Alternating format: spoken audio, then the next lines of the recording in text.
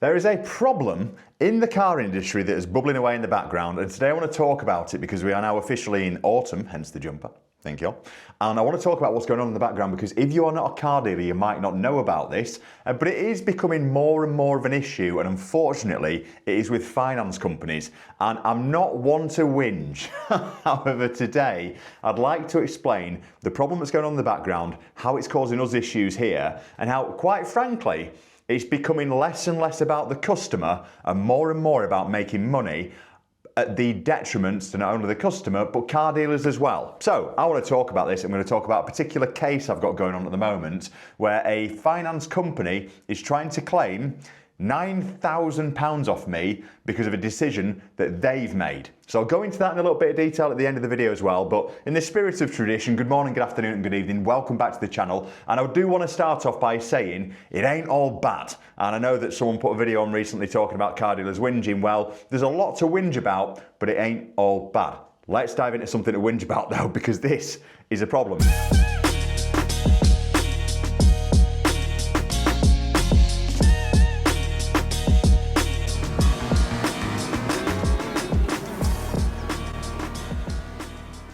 When you are buying a car, a lot of people will buy a car on finance. This isn't big news. This is just the way that a lot of people like to facilitate the investment into a motor vehicle.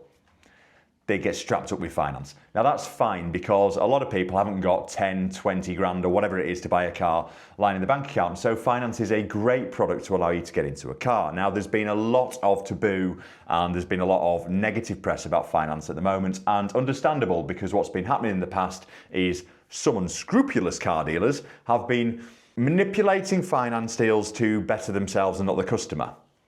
Can you believe it? Now, it was never regulated, so if you dangle a carrot in front of someone who can earn more money by changing something on a computer, the chances are they're going to do it. Doesn't necessarily mean they're a bad person or unethical, but maybe arguably not doing the right thing for a customer.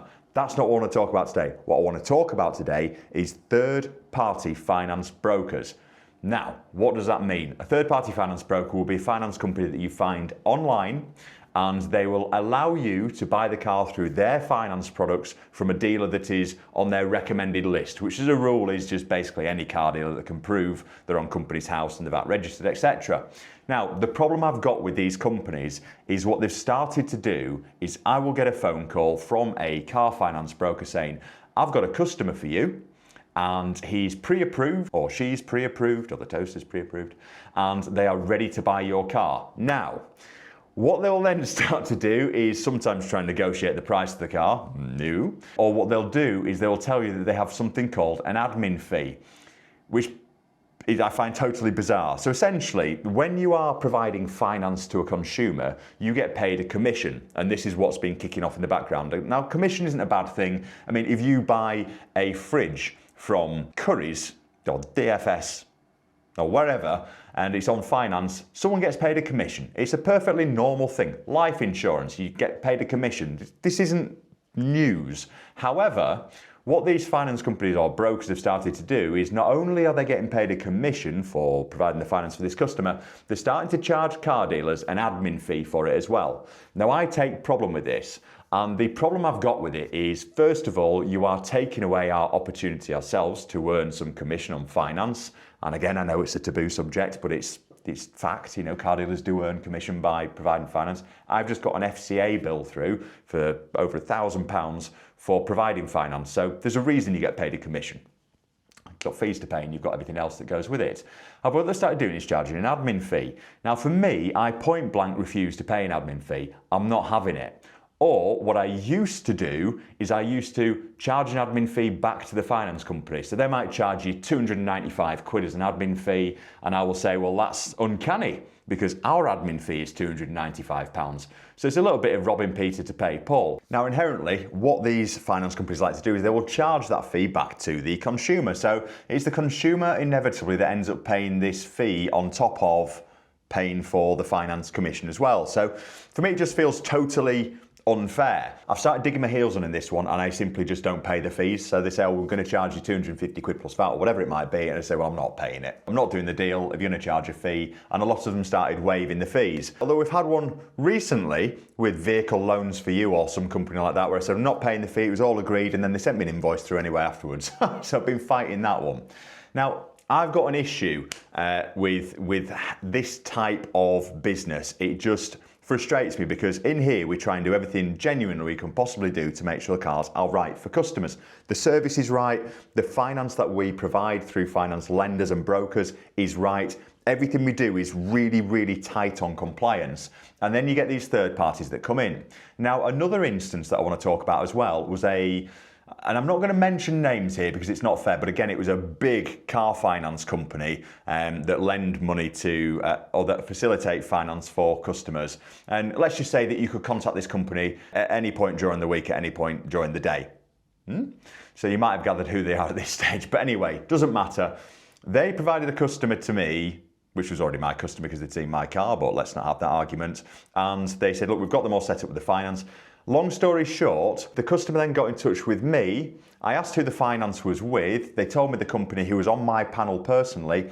I went to that company direct with his details, and that company provided a lower interest rate coming through me than the third party. So again, I've got a bit of a problem with that because customers are being told that they're getting the best rate they possibly can through this broker. And when they come through to us, and we don't try and poach business, it's not how it's done, but the customer had an open conversation about it. So we ran the quotes, ran an application for them, and it was cheaper. That isn't treating customers fairly. And the problem with that is because of the way that the FCA regulate things, you need to provide what's called a headline rate of interest, which for us is 9.9%, which allows us to still earn a bit of commission, which allows us to pay the FCA fees and the administrative costs of providing finance, whereas some of these brokers online, it's not that good. Now, another problem that I've got with some of these finance brokers, and I'm not poo-pooing all of them, they're not the same, but there is becoming more and more of a theme here, is we're hearing stories within the group networks of brokerages calling dealers, trying to get some money knocked off a car because they'll say, we've got a customer for this car, but their maximum lend, the most that they'll be lent by a finance company is £10,000. Your car's on at £10,500. Can you do it for 10 grand? A dealer trying to get a deal done might do it in that instance. And what the company's then doing is going back to the customer and trying to sell them their own products. So it might be gap insurance, or it might be a warranty of some format, etc., etc. So there's a lot of going on here as well. And again, the thing that frustrates me is the end user, is the customer that's getting shafted on this one. Now, I want to talk you through a couple of cases I've got going on at the moment, which might just sort of paint a bit more of a picture as to what's happening here. First of all, I had a customer that bought a VW Polo from us. It was a little while ago, and the long story short on this car was she'd had it for 4 months. When the broker called me and asked me what warranty we provided, I said up to 6 months, depending on the conversation we have with the customer, because at the time we were providing 3 months warranty as standard, and we then, admittedly, upsold to 6 months. It wasn't a lot of money, it was about 100 quid or whatever to increase from 3 to 6 months, and it just meant it was putting a bit more money back in our pocket to actually buy the warranty in the first place. It's a perfectly usual form of practice, and most people are comfortable with 3 months warranty anyway, because if anything's going to go wrong, it tends to happen in the first 3 months. This customer had an issue with their car. Now, essentially what happened was they had an issue with the water pump and it needed resolving. Now, what the customer decided to do was go and get the job done. Didn't call anybody, and then eventually called me to say, I've had this done, here's the invoice, I'd like to claim on my warranty. So, well, your warranty is only for 3 months, we offered you 6, but you wanted to stay with 3, and she was adamant that she had a 2-year warranty, which seemed a bit odd. So I said, look, I'm not being funny, but you've had a job done without calling us in the first place, and truthfully, I'd got involved anyway, because you wouldn't have expected something like that to happen at that point of time. Which said, no, it's definitely covered under warranty. I said, look, I can't help you because you've had the job done and we've not had a chance to look at it. I don't know whether or not that water pump was damaged from a stone off the road, or whether or not it was leaking in the first place and the garage is just lifting your leg on it. I can't comment. You're asking for 400 quid and I have no idea what's going on.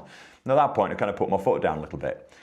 The finance broker then called us and said, well, you were putting a 6-month warranty on this car because you complained to them, therefore you're liable for it. I said, that's not the case. We told you up to 6 months, and they then started threatening me with recorded calls saying it was 6 months, etc., and kind of pushing us against a wall. Now, I ended up putting my foot down on it purely because in this instance, she'd not rung anybody. So a job had been done, and you've got to put your foot down somewhere, haven't you? And in this case, it felt bad doing it because I felt bad for her, but I'm not just sending you 400 quid when I had a chance to look at a job. So I put my foot down. That's one case. And they pushed me. So this company used to ring in bursts of 3. They'd call you, you didn't answer. They'd call again, you didn't answer, and they'd call you again. Like that makes any difference. To try and force this money out of me. And I wasn't having it. Anyway, eventually it went away because I wasn't given my right to inspect that car, which is part of kind of the regulation that people seem to hide behind. And this is another case that I've got going on at the moment, and this will show you just how these lenders deal with car dealers. You very much become a number when there's been a problem. So this car I sold in August 2024. It was a Seat Leon.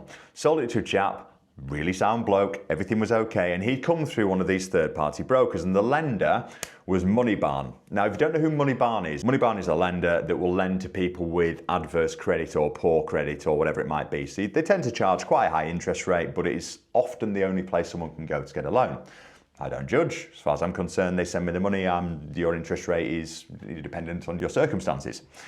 This car had a problem 8 weeks into him owning it. Now, he called me, and he didn't tell me the car had a problem. He basically said, oh, I never got the details for the warranty company. Can you send them through, please? So I sent him through the details for the warranty company. I heard nothing back from him.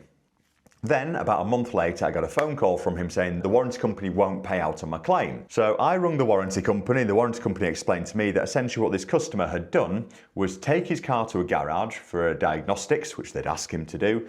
And the garage way of diagnosing the car was to rip the engine out of it, rip the gearbox out of it, pull everything into bits, and then take a photograph of what they believed was a damaged part and send that through to the warranty company, along with an invoice for £12,500 for an engine rebuild. Now, understandably, anyone worth their salt is thinking that car was 13 grand when we sold it. 12.5 grand for an engine repair doesn't sound right and certainly doesn't sound commercially viable. So the warranty company rightly kicked it back. Now, the problem I've got here is the customer has gone and had something done with the car and not rung me, not told me what's going on. So I put my foot down. I said, I'm not being funny. If that car comes back to us in one piece, we can look at it. But you're asking me to get involved with a car that is currently up north, ripped into 1,000 pieces, and someone is quoting us £12,500 to put it back together again and fix it. What do you expect me to do? Now, this customer, and I guess understandably, ended up complaining to the finance company and ended up complaining to the ombudsman, and it all started kicking off. Now, the broker who'd acted as a representative at the time to get him involved with the finance, they started putting pressure on us to get involved. And they were making suggestions such as, well, if we both chip in, why don't we buy a second-hand engine and just get him on his way? And I was sort of thinking, yeah, that might not be a bad idea actually, just to get rid of this problem and crucially get the customer sorted. And then I spoke to my legal team. The legal team said, don't do that, because what you're essentially doing is accepting that that is your problem and then accepting liability for an engine that's going into the car that's second-hand. Don't get involved. This is kicked off like buggery for the last, what we're in now, October? The following year, and it's still going on in the background. And essentially what has happened on this case is the lender has sent out an independent inspector to go and look at the car, a company called Ace, and what Ace have done is they've looked at the car, and I'll just grab the report for you now. Essentially what they've done is they've looked at the car and they've said, yes, there's a problem with the crank thrust washer, something like that, which is a fairly common problem with the car. However, what they've said is they would consider a fault of this nature to be consistent with riding the clutch during operation, which has caused excessive axle loading on the crankshaft, resulting in premature wear of the crankshaft thrust washers. Now, in their opinion at the end, it's accepted that it would be very difficult to identify such a condition at the point of sale, as until it is fully matured there will be no evidence of the defect, and this explains why the vehicle has been required to cover 4,000 miles of use before the condition becomes apparent. However, in the absence of any proof that the operator, the owner, the customer of mine, currently is riding the clutch excessively, the condition is very likely to have commenced in the past history of the vehicle. So this independent inspector that this lender has sent out to look at this car that is currently in pieces up north, none of which I've been aware of, has said independently and without bias that because he can't say that that customer's been abusing the car, it must have been like that when I sold it. So I think it's safe to say that report is not fair. However, the lender decided that that was fair and they've continued to push us. Now, in the meantime, what they've been doing is sending us all sorts of different letters. They sent us a letter, and I'm going to get this one for you as well. This just shows you the frustration that we have as car dealers and how you are treated just, quite frankly, disgustingly. Here's a letter that they sent me. So they've sent a letter essentially saying that because the customer has tried to make a claim on a warranty that I provided under my instruction, I've had my opportunity to repair that car, which is just absolute bogus rubbish, isn't it? And then what they said on this letter as well, they basically said it's had an independent inspection, the problem was there at point of sale, you've had your right to repair that car because it's your warranty that you've suggested that he's used, even though he never called me about it. Therefore, you're liable for this car that is currently sat up north in pieces and the mechanics are now charging storage for. Does this feel right to you? And this is one of these lenders that have come through one of these third-party brokers. Now, what they've put at the end of this letter as well, and this kind of summarises, unfortunately, their attitude towards car dealers. They have put, Cubic cars will be added to a do not deal list, Cubic cars being my business, which will be distributed to our panel of brokers. This means that we will not accept any new or any future deals where Cubic cars is named as the supplying dealer. So what Money Barn have essentially done there is said that if you do not just comply and give us all of the money back, we're going to blacklist you from being able to use our services in the future. Also, what it says on the end here, just to sweeten it, is, as you know, Money Barn are one of the UK's leading lenders, and it would be not in either of our interests to have this relationship breakdown. So that is a threat, isn't it? So they've been very threatening there, and they put at the end, we hope to have a positive response from you by 4 p.m. on the 7th of April. My response wasn't great, but fortunately my solicitor read it and reworded it. And essentially this is what we've gone back with. We've essentially gone back on this letter saying, no, we've not had our right to repair, we've not had a chance to look at the car, what you're saying is wrong, your report is biased, everything that is fairly factual. Now, can I just say that throughout this process I have retained, if that car comes back to me in one piece, we'll look at it and we don't have a problem with it. If it's a problem, we'll help, but we're not having it in this way. And they've essentially said, my solicitor's a belter. He's ripped them a new one the whole way through the letter, and then at the end he's put this. Absolute cut. You've got to laugh at these things, haven't you? We will now consider your threat of placing our clients on a do not deal list, which we consider woefully poor practice. Our client's business is for the sale of used cars and motor vehicles. Our director, Roberto, would be reliant on selling vehicles in order to earn an income and pay staff. If you were to take a stance that you suggest, this would, in our opinion, amount to a breach of his human rights and interferes with his individual rights under the European Convention of Human Rights. The very fact that you'd restrict his earning capacity does amount to a breach of Article 8 in the European Human Rights Kingdom, which is supported by a certain case that I don't understand, etc., etc. Furthermore, under the Human Rights Act of 1998, proceedings can be considered for this breach, which interferes with this fundamental breach. I don't understand legal terms. However, unfortunately for Money Barn, my solicitor in this instance has got a background in human rights. You'd think that would probably put an end to it, but this has carried on since then, and they acknowledge our letter, they literally put thank you for your letter, and then just go into the stance. They never mention any of the points. Now, we kind of get into a bit of a conclusion on this case, so here's another one for you. So this is what they've done now. So they've changed the stance completely, and what they've done is they have gone and collected the car themselves and sold it at auction. So they've sold the car for £3,800 in auction in order to, and I quote, mitigate their losses, and they want me to pay the difference between what they sold the car for in auction, without giving me an opportunity to buy it, by the way, which I would have done, and they're now sending a balance outstanding of £8,157, which is due immediately. I'm required to pay the remaining sums by close of business on the 18th of August. I didn't. And here's our bank details.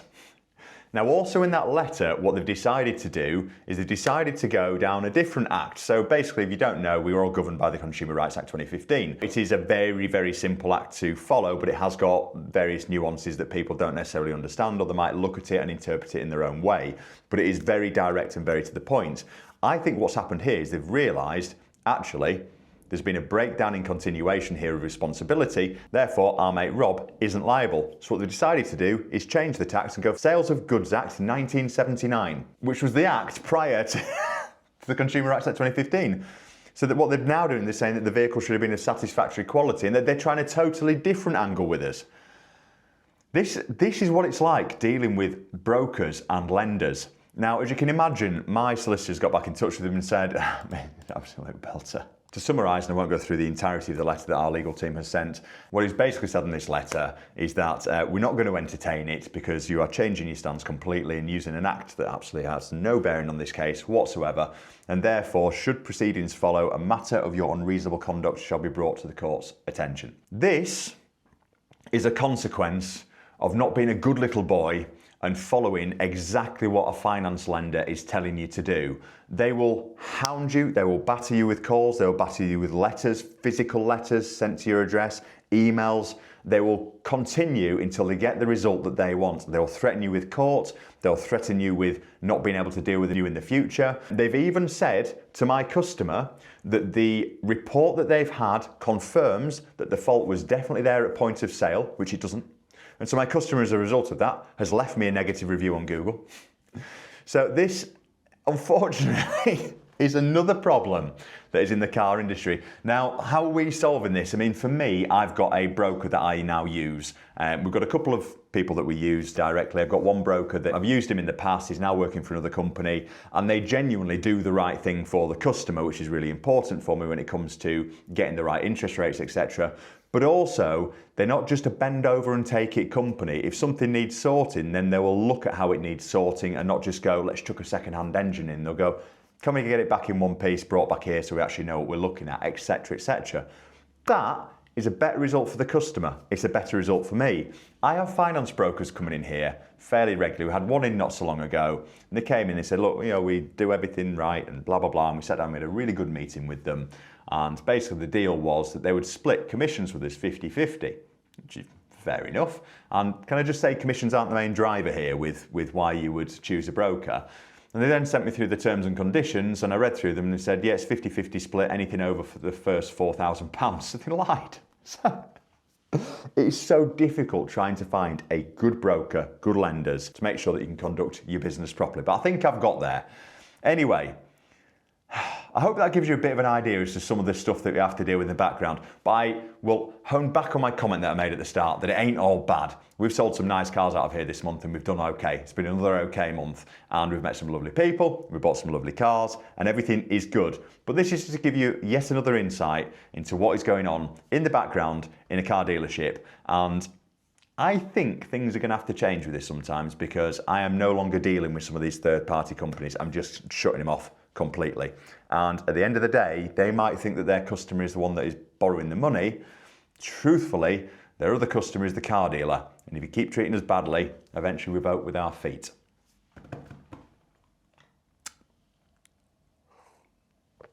I feel better for that. Anyway, I bought some nice cars. The next one you're going to see is something fancy coming in. I'll see you in the next one. Cheers.